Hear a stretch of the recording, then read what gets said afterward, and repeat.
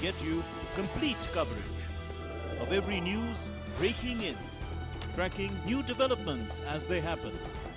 Midday Prime English, Monday to Friday, 2 p.m.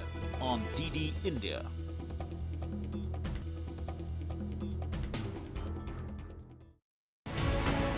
Patients with any sort of underlying blood pressure problems, diabetes problems, or for that matter, heart-related complications, are they more vulnerable to coronavirus? Routine cardiac checkups, as it was done before COVID era, they should be continued as the same as before. The cardiac medication, it helps.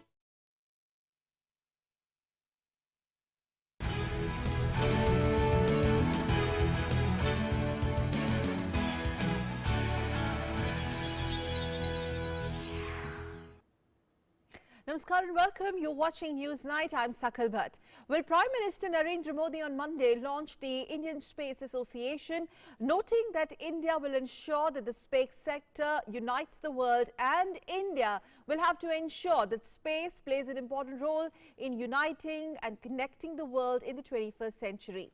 In News Night tonight, we talk about how India is making progress in leaps and bounds in the space sector and how this move, which of course is a big first in India's space odyssey, will add a remarkable dimension to nation's space legacy and space odyssey. But first up on News Night, the headlines. Prime Minister launches Indian Space Association in tandem with self-reliant and progressive India mission. Prime Minister calls space sector a major medium for progress of 130 crore countrymen. Stresses there has never been such a decisive government in India. Cites major reforms in the space sector and space technology as an example of this. Prime Minister describes government's approach to space reforms based on 4 pillars. In other news, the 13th India-China Corps Commander level meeting remains inconclusive as China disagrees to Indian suggestions to resolve the remaining areas. Chinese side not agreeable to the constructive suggestions made by the Indian side for resolving remaining areas. Meanwhile, Indian side emphasized such resolutions of the remaining areas would facilitate progress in the bilateral ties. Prime Minister Narendra Modi to participate in the upcoming G20 Extraordinary Leaders Summit in Afghanistan on Tuesday on the invitation extended by Italy. Security and combating terror high on agenda. Global and regional actors to address the worsening humanitarian crisis in Afghanistan at G20 platform. Prime Minister Narendra Modi speaks to UK Prime Minister Boris Johnson on phone. Both leaders review progress on India-UK Agenda 2030, besides situation in Afghanistan, climate action in context of Glasgow COP26.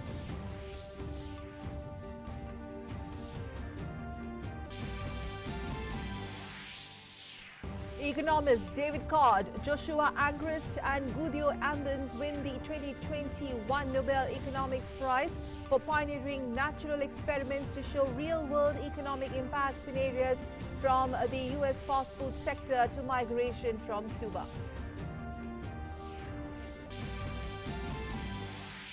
Back home, 5 Indian Army soldiers, including a JCO, martyred in an encounter during an anti-insurgency operation in Poonch sector of Jammu Kashmir. In another incident in Anantnag and Bandipora district, at least 2 terrorists neutralized by security forces.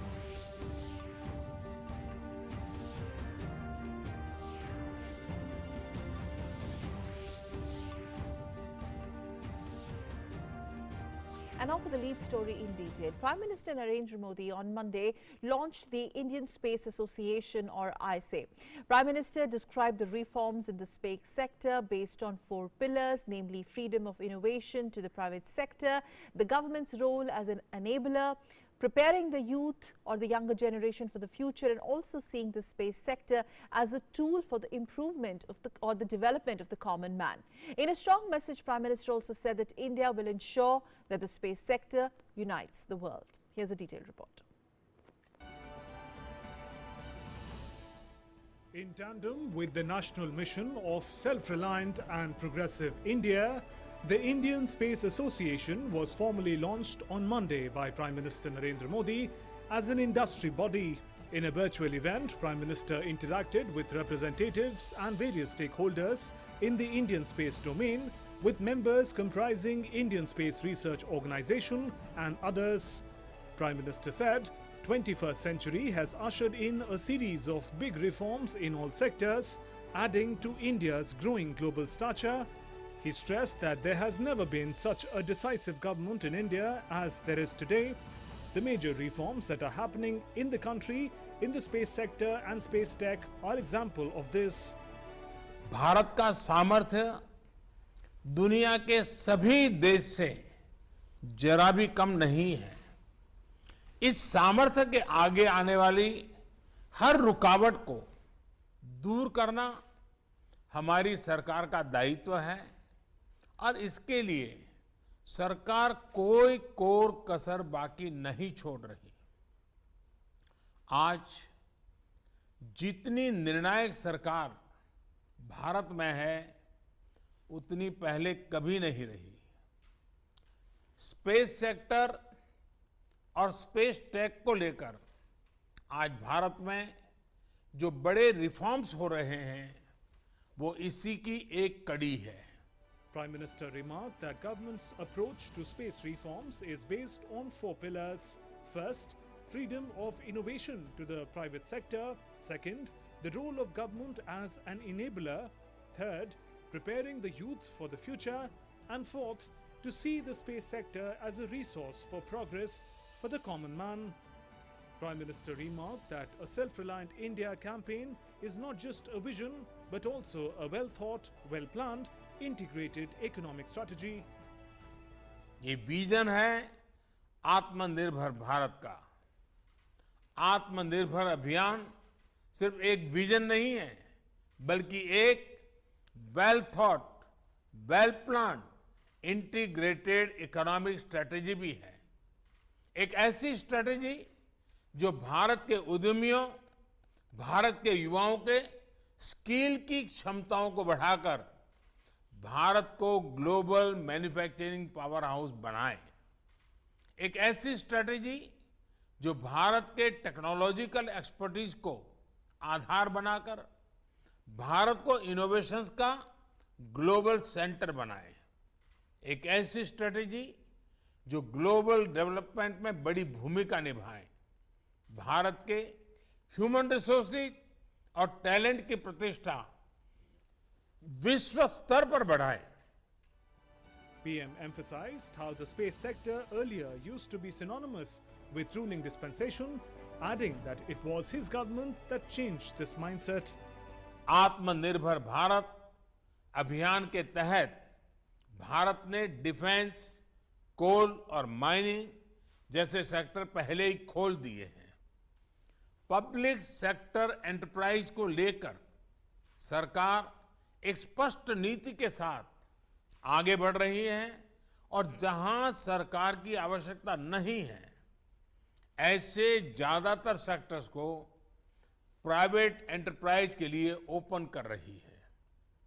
अभी air India से जुड़ा जो फैसला लिया गया है वो हमारी प्रतिबद्धता और गंभीरता को दिखाता है। Prime Minister pointed out that the space sector means better mapping, imaging and connectivity facilities for people and also last mile delivery, highlighting the importance of cutting edge technology.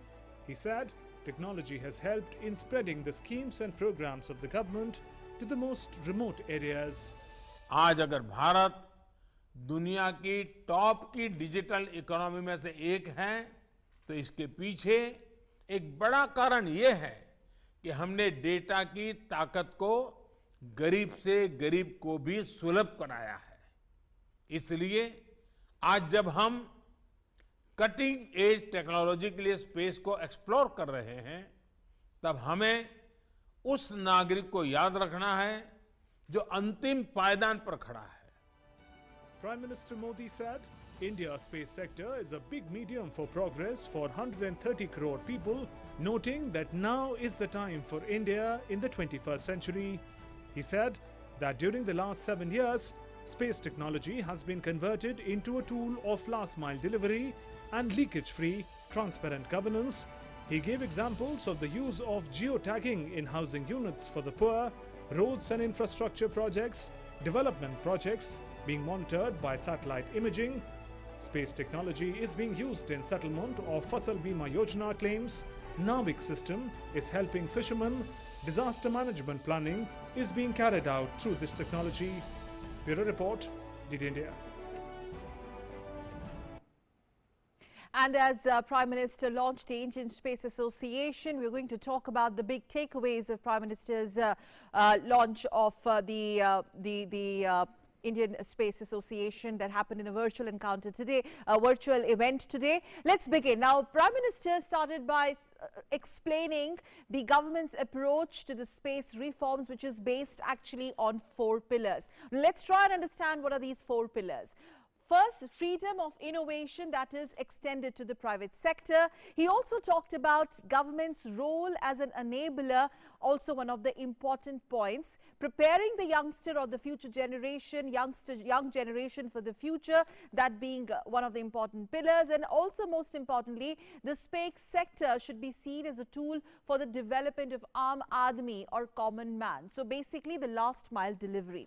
Besides this, Honorable Prime Minister talked about the space sector, how it should be seen as an important resource for progress and development of a common man. He also talked about it is time for exponential innovation and not linear innovation. Prime Minister explained how government is sharing its expertise with the private sector also, and how government at the same time provides launch pads for private sector participation. He spoke about the ISRO and how ISRO is now being open for the private sector as well. So basically opening up. Major reforms in the space sector and space technologies are underway as it reiterated by Honorable Prime Minister. He spoke about space sectors be seen or treated as a major medium for progress of at least 130 crore countrymen. So space sector to be looked at as a very, very important platform. Also space sector, he said,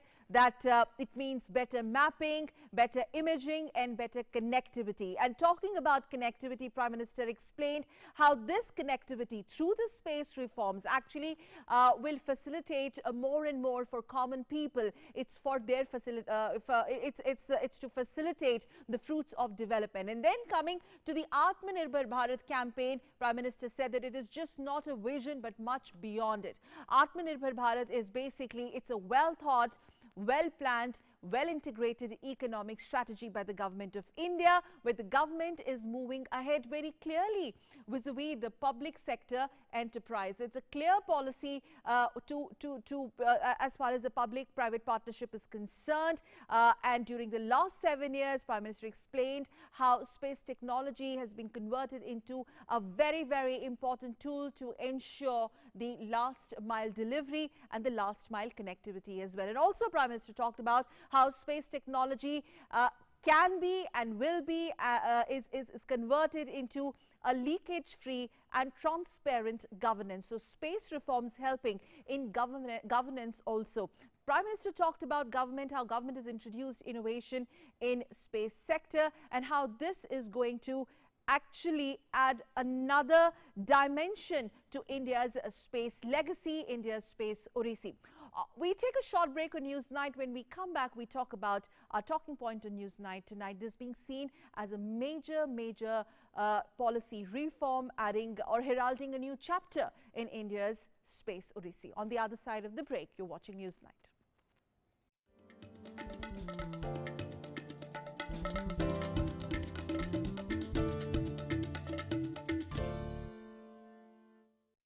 Namaste India. Namaste land. Marhaban ila al-Hind. Zari India. Salam India. Namaste India. Namaskar Bharata.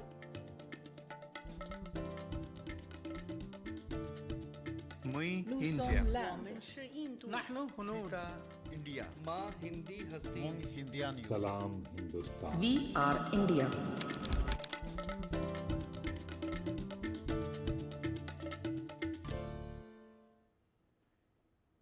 Thanks for staying with us on DD India. Now we're going to talk about the launch of India's Space Association, this being seen as heralding a new chapter in India's space legacy or India's space odyssey. And to do so, we are joined on the show tonight by Dr. Subbarao Pavuliri. He's the CMD, Anant Technologies Limited, joining us on the show to talk about how this has added a new dimension to the India's space domain and how world is now going to look at India in terms of its space sector prowess. And also welcoming on the show Mr. Ratan Srivastav, space expert. Thank you very much, gentlemen, both of you, for joining us. I'm going to quickly start with Dr. Subbarao.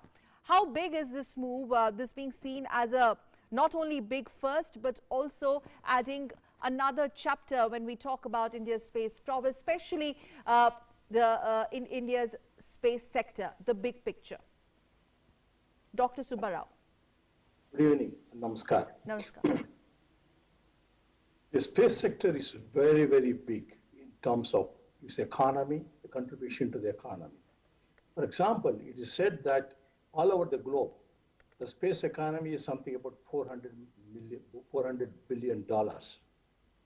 And in fact, during the pandemic, it is said that this economy has grown to 440 billions.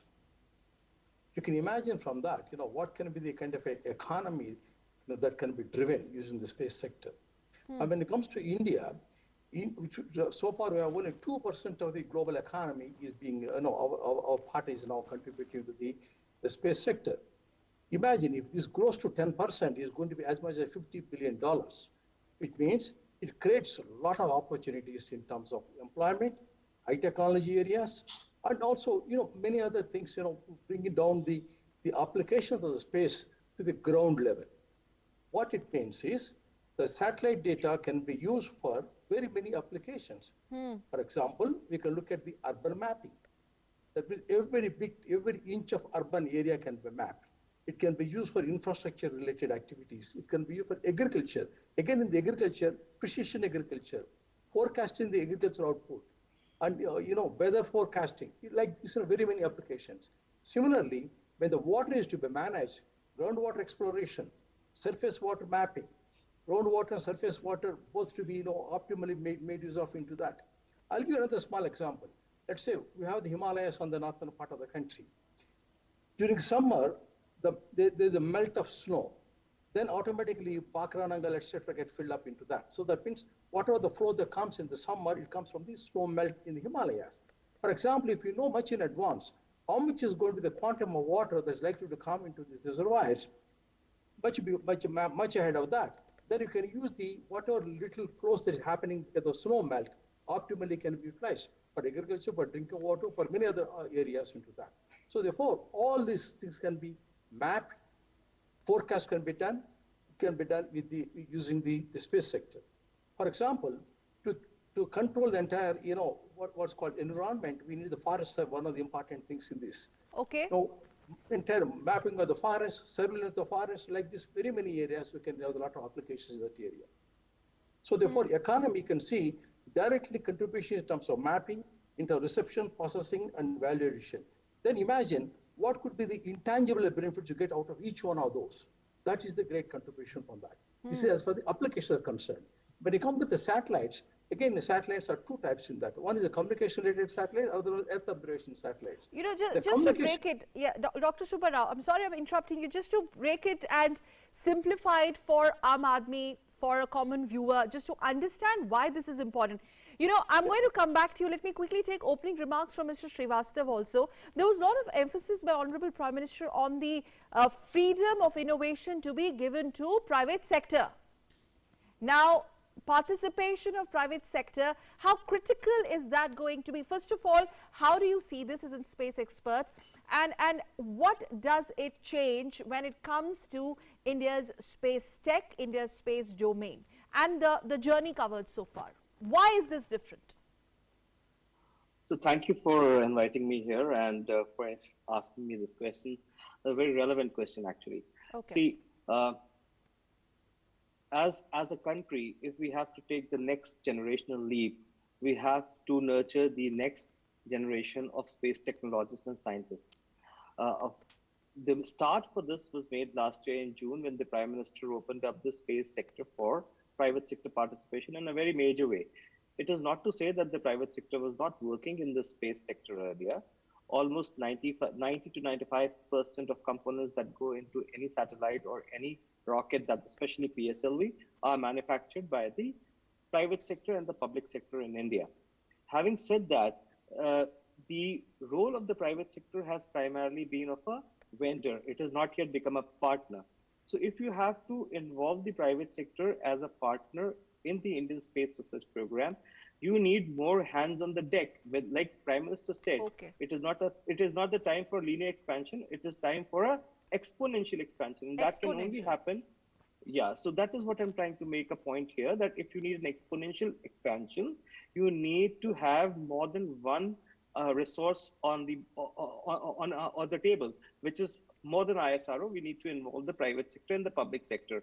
And when we talk about involving the private sector, we have to take into account the immense pool of talent which is available in India in the startup section. And that innovation comes from the startup sector, whether it is in terms of making smaller rockets which can launch lighter satellites, or it is in terms of using technology for mapping for geospatial, especially geospatial. And that geospatial section was totally opened as an open access platform by the government last year. That is to say, this data which is not sensitive, it can be used by the startup sector to not only map but also interpret it. So as Dr. Subbarao was just informing you about various uses of technology, that technology reaches the lowest common denominator, that is the citizen of India, in a remote part by this method, which is to say, using innovation through the startup and the younger generation, which could act as a catalyst. Yes, so yes, that's something that we need to... Yes, and that's also, in fact, described by our Honorable Prime Minister as one of the important pillars. You know, you talked about the future generation. And Dr. Rao, if you can just continue with that point, basically to break it down further and explain how is this going to act as an enabler when it comes to last mile delivery. Yeah. Now, you know, in the satellites, there are two different types of satellites, which I mentioned to you earlier. One is the communication satellites, other one is the Earth observation satellites, which I explained to you already about Earth observation satellites. Now, if you come to the communication satellites, the bandwidth, the internet availability to the nook under the country, this can happen using the communication satellites. Today, the scenario in the country is that about 70% of the population do not have access to a quality internet. Now, the pandemic has also taught us that people are going back to their homes and working from their villages, etc. So, in order to promote the growth of the economy, it is necessary that such a kind of a internet availability should be in the nooks and the corners of the country all over India. Now, our geography is such where we have deserts, we have the villages, and we have the Himalayas on the northern side. Now, in order to have the connectivity for all this, by doing it by cabling on the ground, it is virtually impossible to reach. Therefore, a satellite which can communicate from that space to the ground, that becomes the easiest solution. So, therefore, you have to reach the 70% of the population which has not been connected today effectively, then satellite communication becomes the most important tool, number one. Number two, let's look at the various other applications. Today we're talking about the schools, education, a virtual education. If that has to happen, and a content being created elsewhere, and the same content to be transferred across the country to everybody on equal measure, then the satellite communication becomes most important. And similarly, if you look at the medical support that is required, see, in fact, space, the ISRO started what is known as the medical support using the satellite. In the sense, the doctors can advise the patients in the villages through a communication means that's called, you know, a satellites. So therefore, like this, very many applications. This is what the Prime Minister Modi has mentioned today, to reach the last mile. The last mile could be in a village, or it can be into a desert area, or it can be the Himalayas, it can be forested area, anywhere on that. So that is the kind of thing. You can imagine intangible benefit that accrues out of this. That is what's going to drive the economy all over that. Mr. Srivastava, would you like to add to it, and especially on that point where India Prime Minister says will act, and India should ensure that space plays an important role in as a unifier of the 21st century. How and where does this place India in a global map when we come to advanced nations with advanced space technology? So thank you. I'll just add to Dr. Subbarao what he just said. I mean, obviously he has been very comprehensive, but to just add a couple of points to it.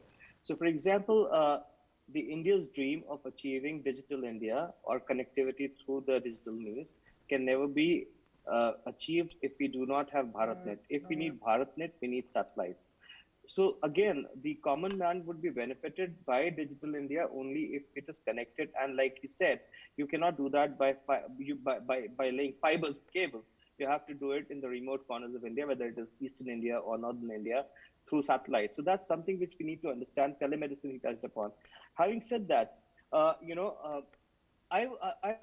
cannot agree more than what the Prime Minister and the Government of India has been talking about space being a unifier. Space is the final frontier. There are no borders in this space, as we know. But unfortunately, in the past, I would say decade, in the Cold War era, space was militarized and used for purposes which were not so productive. But I would say it was more of a competition. But today, India is one of the first countries which has taken lead in unifying the space benefits for everybody. For example, we made the SARC satellite.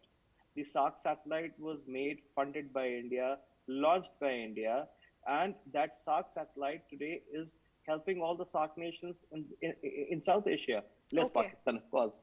But, we have set up ground stations, we have set up in Bhutan, in Maldives, in Bangladesh.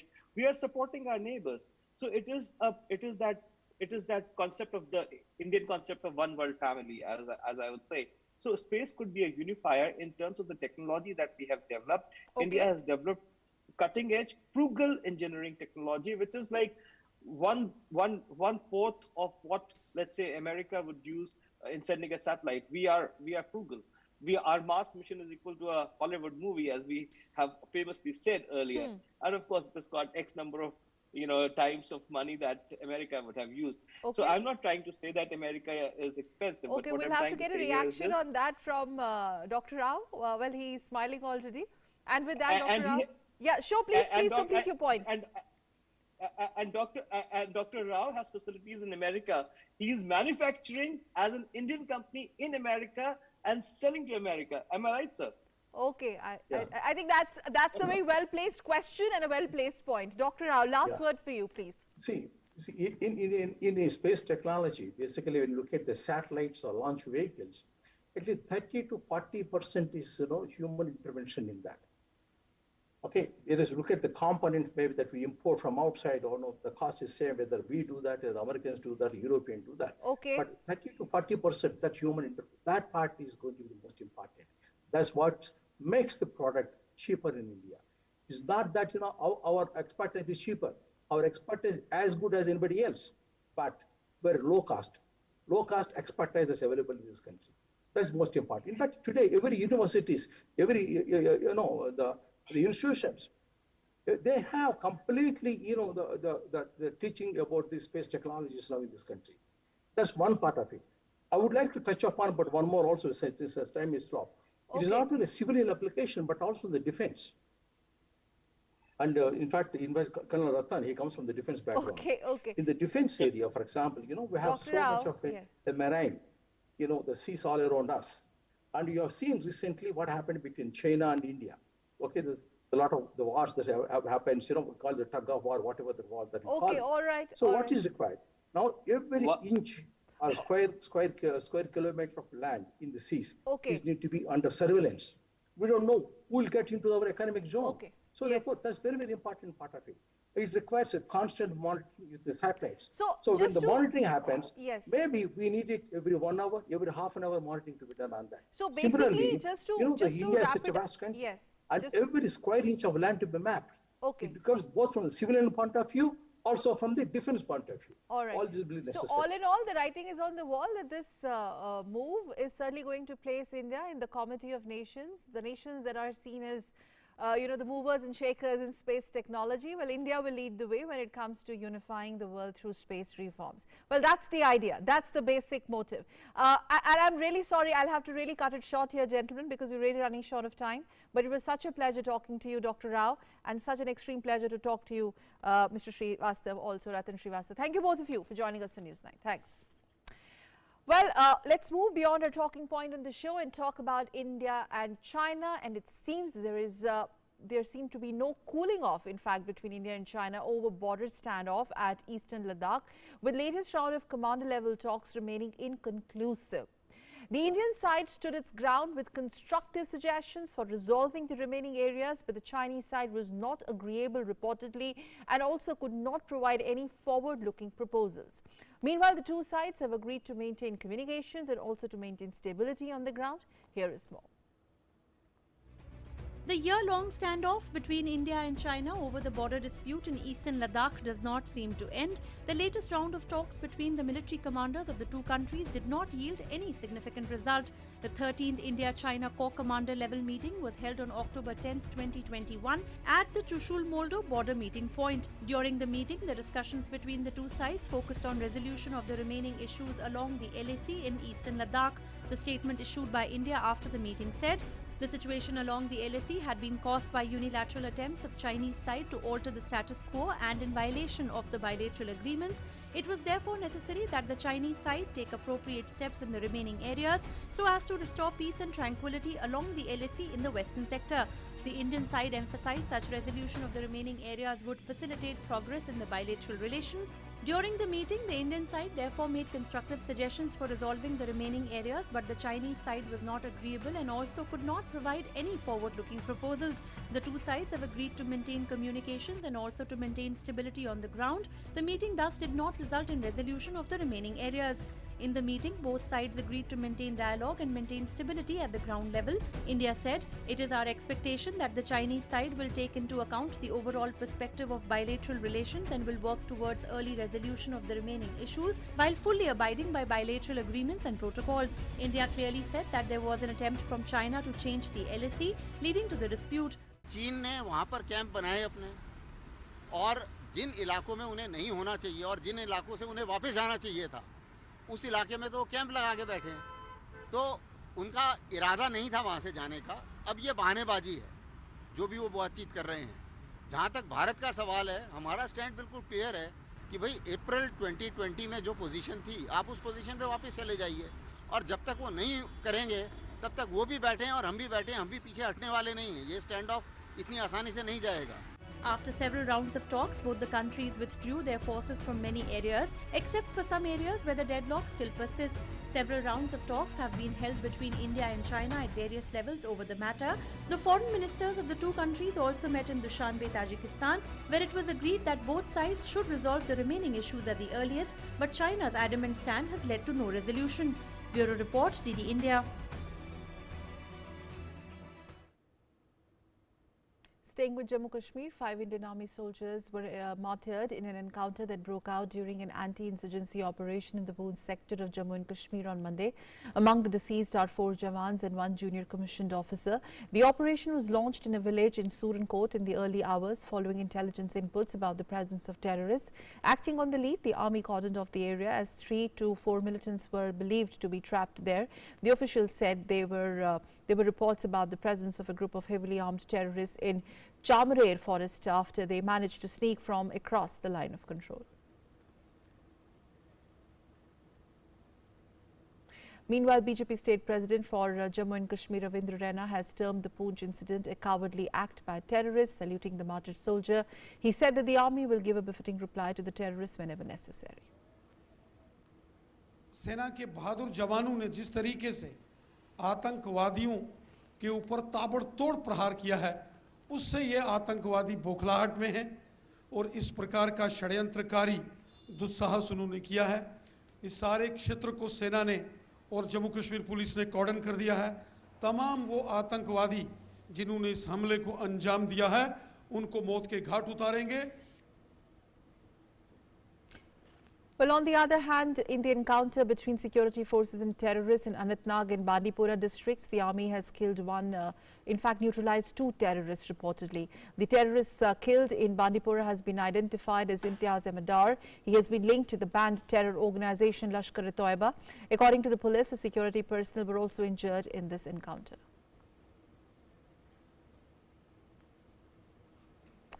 Moving on, Prime Minister Narendra Modi will be participating in the upcoming G20 Extraordinary Leaders Summit on Afghanistan on Tuesday. G20 is an important platform to help build international consensus and also facilitate a coordinated approach between multilateral organizations and global and regional actors to address the worsening humanitarian crisis in Afghanistan. At the invitation of the Italian presidency of the G20, Prime Minister Narendra Modi will participate in the upcoming G20 Extraordinary Leaders Summit on Afghanistan on 12th of October in virtual format. The summit is being convened by the G20 Italian presidency. The agenda of the meeting will include a discussion on response to humanitarian needs and access to basic services and livelihood, security and the fight against terrorism, and mobility, migration and human rights. Prime Minister Modi also had a telephonic conversation with UK Prime Minister Boris Johnson on Monday, and Afghanistan also was one of the issues discussed. The Prime Minister tweeted, "Was a pleasure to speak to Prime Minister Boris Johnson. We reviewed progress on the India-UK Agenda 2030, exchanged views on climate action in the context of the forthcoming COP26 in Glasgow, and shared our assessments on regional issues including Afghanistan." Prime Minister had earlier participated in the SCO-CSTO Outreach Summit on Afghanistan. External Affairs Minister Dr. S. Jaishankar participated in the meeting of G20 foreign ministers on Afghanistan on the margins of the UN General Assembly in New York. Prime Minister Narendra Modi has raised the urgent issue of addressing the humanitarian aspect of any engagement with Afghanistan at different world fora. Prime Minister at SCO Summit had highlighted a coordinated approach towards Afghanistan. He highlighted 4 major points in his speech. 3 of the points pointed towards issues like recognition of Afghanistan stakeholders, tackling terrorism and controlling drug and other illegal weapon flows. यह आवश्यक है कि नई व्यवस्था की मान्यता पर फैसला ग्लोबल कम्युनिटी सोच समझकर और सामूहिक तरह से ले। हमें मिलकर सुनिश्चित करना चाहिए कि अफगानिस्तान की धरती का उपयोग किसी भी देश में आतंकवाद फैलाने के लिए न हो। अफगानिस्तान के घटनाक्रम से जुड़ा तीसरा विषय यह है कि इससे ड्रग्स, अवैध हथियारों और ह्यूमन ट्रैफिकिंग का अनियंत्रित प्रवाह बढ़ सकता है। The Prime Minister highlighted the worsening humanitarian situation in the landlocked country as the 4th issue that commanded attention of the participating nation. आज भी हम अपने अफगान मित्रों तक खाद्य सामग्री, दवाइयां आदि पहुंचाने के लिए इच्छुक हैं। हम सभी को मिलकर यह सुनिश्चित करना चाहिए कि अफगानिस्तान तक मानवीय सहायता निर्विघ्न तरीके से पहुंच सके। Later at the UNGA, the Prime Minister again highlighted the imminent requirement of the United Nations to attend the humanitarian needs of the nation. Afghanistan की जनता को, वहां की महिलाओं और बच्चों को, वहां की माइनॉरिटीज को मदद की जरूरत है और इसमें हमें अपना दायित्व निभाना ही होगा। Afghanistan also featured prominently in the Prime Minister's meeting with President of the United States of America on September 24, 2021. They called on the Taliban to adhere to their commitments, respect the human rights of all Afghans, and allow unhindered humanitarian assistance to Afghanistan. A joint statement of the Quad leaders also reiterated the commitment of humanitarian cooperation in months ahead in context of Afghanistan. The G20 comprises 20 of the world's major economies and is an important platform to help build international consensus and facilitate a coordinated approach between multilateral organizations, including the UN and its agencies, and global and regional actors to address the worsening humanitarian crisis in Afghanistan. Bureau Report, DD India. And we are joined by former Ambassador Dilip Sinha on the show tonight to talk about the significance of this event tomorrow, G20, and our Prime Minister is going to speak. And again, because the proceedings, Ambassador Sinha, will be dominated by Afghanistan by and large, and India has made its point very clear. The line is very clear on Afghanistan, whether it was at the platform of the UNGA or SCO, and now the timings when Italy has invited India. How important is this, and from an Indian perspective, how do you look at it, G20 tomorrow? Well, this is an effort by Italy to try and build consensus among the major economies of the world, which is what the G20 is, on the issue of providing humanitarian assistance to Afghanistan without linking it to the issue of international recognition of the Taliban regime. Because as you know, the issue of recognition has been linked by many countries to issues like narcotics, terrorism, human rights, and other commitments of the Taliban to good governance.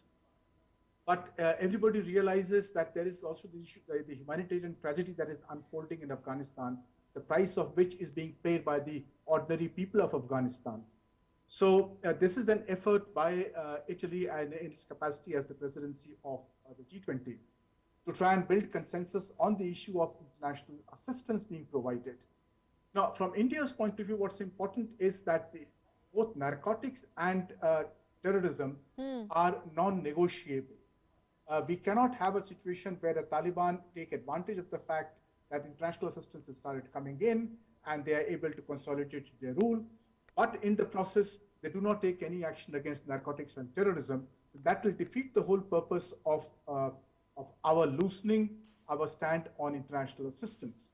So while providing international assistance is essential for helping and providing relief to the Afghan people, the pressure on the Taliban regime to act on terror and narcotics must be consistently maintained, and it should be linked on a step-by-step basis with the release of international assistance. But the impact on the Taliban regime in terms of taking concrete action, in terms of reaching out on the humanitarian crisis front, from that perspective, is this going to yield any results? Because like you just started by, the initial point when you spoke about the consensus on the humanitarian crisis and not really talking about the good or bad Taliban, what's happening in Afghanistan? Well, yes, the international community does not want to punish the people of Afghanistan because of the crimes of the Taliban regime. So this idea that one can de-link the issue of recognition with providing humanitarian assistance to the people of Afghanistan. And on this, the point is that it should not end up being used by the Taliban regime to, in any case, continue with its policies of promoting terrorism and spreading instability outside Afghanistan and continuing its repressive regime within the country, while at the same time happily accepting international assistance for humanitarian aid, which will enable it to consolidate its rule over the people of Afghanistan. Well, India has raised questions about the acceptability of the new system there. And at this juncture, when you have the G20 Extraordinary Leaders Summit, Italy takes it forward and calls the leaders across the globe, the G20 grouping, to talk about it. The world view on this, how world is now going to look, or perhaps is already looking at India when it comes to taking strong positions on Afghanistan, the current Taliban regime, the humanitarian crisis, the role of terror, some states just not talking about it, if you know what I mean, the immediate neighbors, etc. And the isolation of those states that are being seen as backing terror, allegedly. That's true. That is important that India keep emphasizing this, because the Taliban regime has not yet made any declaration or commitment to the international conventions on human rights, and in the case of India and Afghanistan, the bilateral agreements that we have with Afghanistan. Normally, when a government changes, the country's commitment to international conventions and bilateral agreements continues But the Taliban have not reiterated any of their commitment to the international conventions on human rights, or as in the case of India, the bilateral agreements that we have. And the Taliban should not be allowed to get away with this under the garb of getting humanitarian assistance for the people of Afghanistan. We must remember that the humanitarian crisis has been caused in Afghanistan by the Taliban themselves. They are the ones who went in forcibly with their guns and took over power and have created the humanitarian crisis over there. All right. Thank you very much, Ambassador Sinha, for joining us and explaining in detail why this summit is important today. Thank you very much. Thank you for joining us. And now let's move on. And in fact, staying with the story, as a special envoy of Prime Minister, Minister of State for External Affairs, Meenakshi Lekhi, she addressed the high-level meeting to mark the 60th anniversary of the non-aligned movement in Belgrade in Serbia on Monday. In her address, the MOS for External Affairs underscored the need to strengthen the role and influence of non-aligned nations on global outcomes. She added that over the decades, the core of NAM principles have provided the potential and moral impetus for the decolonization process, leading to the independence of many of the countries. In recent past, while NAM has been effective in some areas where we have spoken in one voice to defend our interests and those of developing countries, we have increasingly become ineffective in certain other areas, particularly in tackling new and emerging challenges. This is primarily due to the tendencies of some NAM members to deliberately take up divisive issues or to use NAM platform for bilateral score settling, thereby creating division among us. Such pursuance of partisan agenda rather than working towards strengthening our collective effort has resulted in an increasing number of members having to disassociate themselves from NAM positions. External Affairs Minister Dr. S. Jaishankar, who arrived in Bishkek in Kyrgyzstan on Sunday, held bilateral talks with his counterpart on Monday. The minister pointed out the details of the bilateral talks and said that both the sides stressed on the need to enhance communication ties. India has promised to fund Kyrgyzstan's development projects with a $200 million line of credit. External Affairs Minister will be in Kazakhstan till October 12th to attend the Conference on Interaction and Confidence Building Measures in Asia 6th Ministerial Meeting. On October 12th and 13th, Dr. Jaishankar will visit Armenia, where he will be meeting with his Armenian counterpart Ararat Mirzoyan, and also pay a visit to Prime Minister Nikol Pashinyan. I'm happy to make two significant announcements today that will take our development partnership to the next level. One, the formal offer of $200 million line of credit by Government of India and its acceptance by the Government of the Kyrgyz Republic. And two, the signing, and you saw the exchange just now between us, of the MOU on high-impact community development projects that will enable implementation of quick community projects in various sectors for the benefit of common people, and these will be under full grant of the Government of India. In other news, Union Minister of State for Information and Broadcasting Dr. L. Murugan inaugurated Prasar Bharati Auditorium at All India Radio Srinagar. With a capacity of more than 170 seats, this auditorium is equipped with state-of-the-art digital technologies. The auditorium was damaged in 2014 floods. Murugan praised the role played by All India Radio Srinagar and Doordarshan Srinagar, adding that these institutions have been making quality programs in several languages for the past many decades. He also made a special mention of the role played by both AIR Srinagar and DD Srinagar during 2014 floods and during COVID-19 pandemic.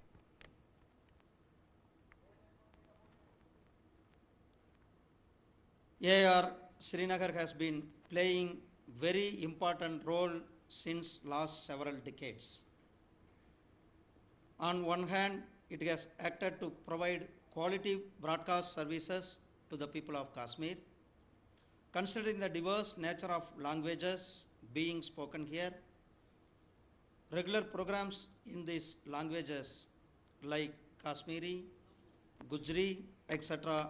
are also broadcasted. This rich culture of Kashmiri, its language, art and tradition have been given a widest possible canvas by our Doordarshan and All India Radio at Srinagar. 3 US-based economists won the 2021 Nobel Prize for Economics today or Monday for pioneering research on the labor market impacts of minimum wage, immigration and education, and for creating the scientific framework to allow conclusions to be drawn from such studies that can't use traditional methodology. Canadian-born David Carr of the University of California at Berkeley was awarded one half of the prize, while the other half was shared by Joshua Angerist from Massachusetts Institute of Technology and Dutch-born Guido Imbens from Stanford University. The Royal Swedish Academy of Sciences said the three have completely reshaped empirical work in the economic sciences. The prize, which is formally known as the Verges Riksbank Prize in Economic Sciences in memory of Alfred Nobel, is the last of this year's crop of Nobels and sees the winners share a sum of 10 million Swedish crowns. Also, the Nobel Committee noted that natural experiments were difficult to interpret, but that Joshua Angerist and Guido Imbens had in the mid-1990s solved methodological problems to show that precise conclusions about cause and effect can be drawn from them. First of all, they deal with important policy questions. So, I mean, the results are interesting and easy to understand for the people. And then it's easy to tell the general audience and policymakers what you've actually done. What kind of comparison have I done in order to come up with this particular answer? So in that sense, I think research has been much more easy to consume for policymakers and the general public. Russia will allow the U.S. Undersecretary of State Victoria Nuland to visit for talks despite having previously blacklisted her after Washington agreed to lift a similar restriction placed on a Russian citizen. The U.S. official, who is expected in Moscow from October 11 to 13, visits at a time when political ties between the countries are badly strained. She will be meeting senior officials to discuss bilateral, regional and global issues. U.S. has imposed an array of sanctions on Russia, and relations between Moscow and Washington sank to post-Cold War lows in 2014 after Russia's annexation of Crimea from Ukraine, and they remain strained over a range of other issues. Staying with international news, outgoing German Chancellor Angela Merkel pledged on Sunday that her country would preserve its post-Holocaust commitment to Israel and a stand against anti-Semitism, hatred and violence every day. She made the statement during a visit to the Yad Vashem Memorial in Jerusalem, dedicated to the 6 million Jews killed by the Nazis during the World War II. Merkel, making her 8th and final visit to Israel as she concludes her 16-year term, visited the memorial with Israeli Prime Minister Naftali Bennett. Germany has been a leading post-war European ally of Israel, and Merkel has also sought to cultivate security and economic ties, though she has differed with Israel on policies concerning the Palestinians and Iran. Well, after almost 4 months of stringent lockdown, Australia's Sydney has gradually reopened, bringing cheer to people. Cafes, gymnasiums, restaurants in Sydney welcomed back fully vaccinated customers today.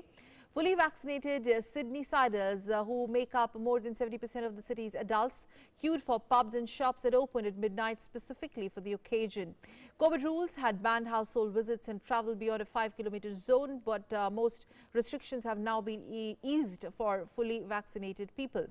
Calling it Freedom Day, New South Wales State Premier Dominic Perrottet said that Sydney, which is the state, needs to learn to live alongside the virus. Australia reported a slightly more than 2,000 cases on Sunday. That has increased the country's total infection count to over 1,29,000. Today is a day so many have been looking forward to. A day when the things we take for granted we'll celebrate. Being with family and friends, getting a haircut, grabbing a meal together, going to the pub and having a beer with your mates. These are things that across New South Wales and particularly in Sydney, people will be able to do again today. And I know all around the country that will be true, particularly in Victoria and here in the ACT. And in Italy, 12 people, including the leaders of the extreme right-wing party, have been arrested by police after clashes in Rome a day earlier over a government drive to make the COVID-19 Green Pass mandatory for all workers. Thousands of people took to streets of the Italian capital on Saturday to oppose the move. Some tried to even break past police in riot gear guarding access to Prime Minister's office, while a separate group broke into the headquarters of Italy's main CGIL trade union and turned its offices upside down. Italy's Prime Minister introduced the pass that mentions that holder has either received at least one vaccine dose or has tested negative or has recently recovered from the virus. Over 80% of all Italians over the age of 12 have been fully vaccinated as of October 10. News back home, veteran Malayalam actor Nedumudi Venu passed away at a private hospital in Thiruvananthapuram today. He was 73. The actor was reportedly rushed to hospital on Sunday after experiencing uneasiness. He was undergoing treatment for liver-related ailments. A former journalist, Nedumudi Venu, began his career in showbiz with theatre and later ventured into movies. He debuted in Mollywood in 1978 with ace director G. Arvindan's film Thambu Venu, acted in more than 500 films in his career spanning several decades, and apart from acting, Venu wrote screenplays for many films and directed one film. Venu won 3 National Film Awards and 6 Kerala State Film Awards for his exceptional performances. Initially, he started his career in theatre and eventually ventured into films. Well, Paul McCartney has said that he wanted to continue performing with the Beatles when the band famously split in 1970, and that John Lennon instigated the breakup. Speculation about what caused the demise of the world's most famous pop group has ranged from artistic differences and legal disputes to Lennon's marriage to artist Yoko Ono. In an interview to a radio program in England, McCartney discusses what he called the most difficult period of his life. He has said that he did not instigate the split, that was John Lennon. McCartney said the band would have continued if Lennon had not walked away. McCartney also claims after Lennon announced he wanted to leave, the remaining members of the group were advised by the new manager Alan Clean to keep their impending disbandment a secret while he tied up some loose ends. And the entire nation is celebrating the birthday of superstar or the star of the millennium, Amitabh Bachchan. We leave you with some memorable moments of his film career spanning over a magical 50 years. Thanks for tuning in. Namaskar.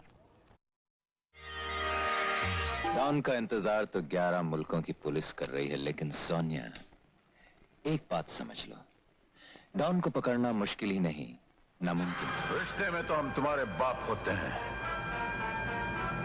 नाम है शहंशाह। विजय, Dinanath, John,